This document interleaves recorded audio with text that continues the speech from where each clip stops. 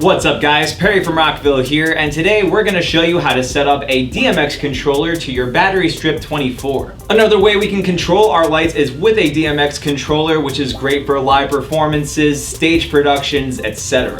So to set it up, I'm going to need a DMX controller like this one here and a DMX cable. I'm going to plug the male end into the DMX out on my controller. Then I'm going to plug the other end into the DMX in on my light. For today, I'm just setting up one of my lights to my controller, but if you wanted to add another light in your chain, you're just going to take another DMX cable and another light, plug the male end of your DMX cable into the DMX out on your first light, then plug the other end into the DMX in on the next light, and if you wanted to set up even more lights, you're just going to repeat this process. The next thing we're going to want to do is set up the DMX channel mode and the DMX address on our lights. So on the battery strip 24, we actually have a few different options on how much control we have over our light through our controller. So for example, we have the 6-channel DMX mode, which gives us the most basic control over our light through our controller. And then we have the 58-channel mode, which is the most advanced setting that could be used with a more advanced DMX controller. We also have a 9-channel mode, a 16-channel mode, and a 30-channel mode. So which mode you choose just really depends on how much control you want to have over your light through your controller, or just the type of controller you have overall. So for today, I'm going to use the 9-channel mode because that's the type of control I want to have over my light.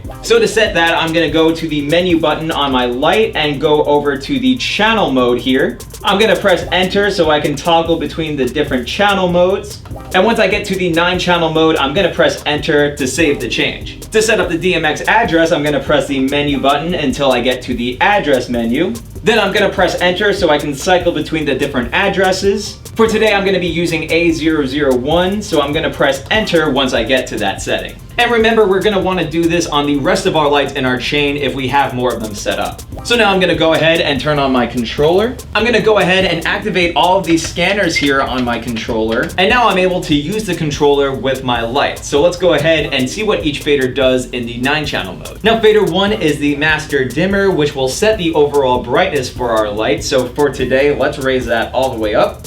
Fader 2 acts as the strobe mode, but we're not going to see that until we set a color for our light. Then we can move on to fader 3, which will control the red LEDs. So while I have the master dimmer all the way up, I can raise fader 3, and then you'll see the red LEDs coming out. Fader 4 controls the green LEDs. Fader 5 controls the blue LEDs, and fader 6 controls the white LEDs. So what's really cool is that we can use faders 3 through 4 to make a fully customized color. So I have some white, a little bit of red, a lot of blue, tiny little bit of green, and there's my custom color. So while we have a custom color going, I can use fader 2 to set the strobe for the light. So I can raise it a little bit, then you'll see the light start to flash, and the more I raise this fader, the faster the strobe will go.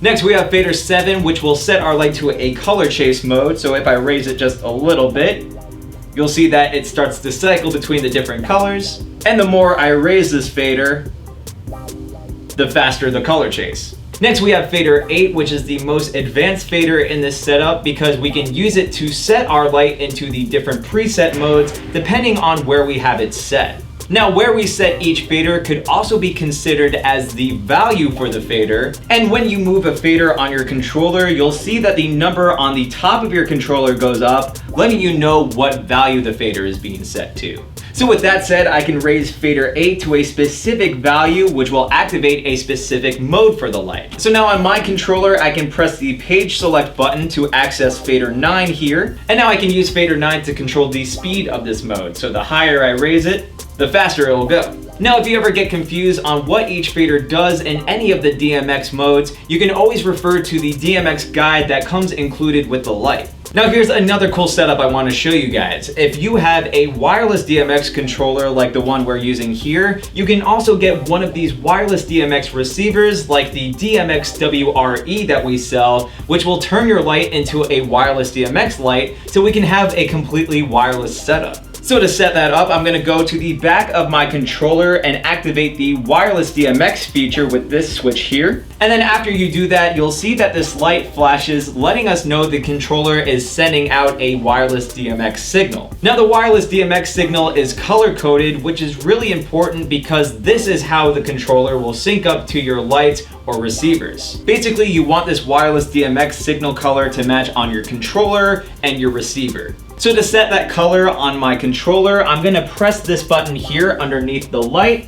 And as I'm pressing the button, you'll see that I'm cycling between all of the different colors available. So for today, let's set it to blue. I'm now gonna wanna do the same exact thing on my receiver, but first I'm gonna need to turn it on with this button here, which is quite small, so I'm gonna need a small item like a screwdriver to do this. You'll know that the receiver is on when the light on top here is lit. And then I'm gonna use this button on the side here to switch the DMX signal color, which again we want to set to blue. So I'm gonna use my screwdriver here to set it to the blue color. And after that, the light on my receiver will flash green while the light on my controller flashes red, letting us know they're communicating and in sync. So now all I have to do is plug the receiver into my light, set the light to the DMX address and DMX channel I want to use.